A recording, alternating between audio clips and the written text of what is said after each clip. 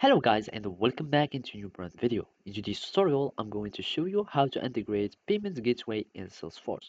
So make sure to watch the video to the end and follow these simple steps. So here we have this guide of the Salesforce developer on how we can be able to add our Payments Gateway.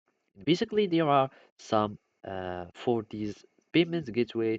This is a simple way on how to add them. And basically, they are a part of the Salesforce billing. And if you have some other customized or some other payments gateway, you will need to have more complex and you will need to configure every step on how you can integrate these gateways.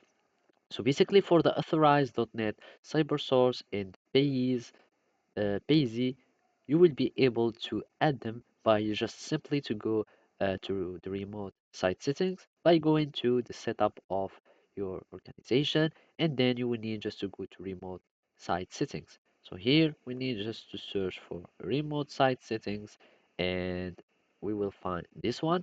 And basically you will need to create a new remote site, and I'm just going to click on new remote site, and then you will need to add the site name of whatever you have.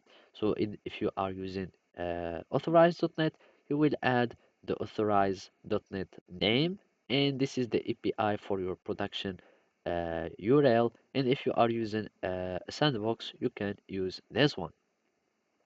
And after that, we will need to set up the custom settings. So basically, we need to go to custom settings by going to uh, our setup, and from here we will find custom settings.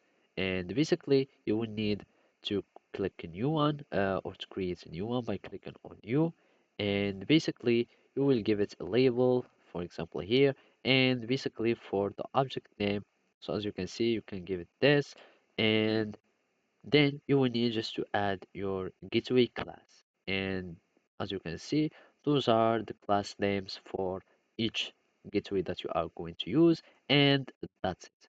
So basically, this is how you can do it. Thank you for watching and see you next time.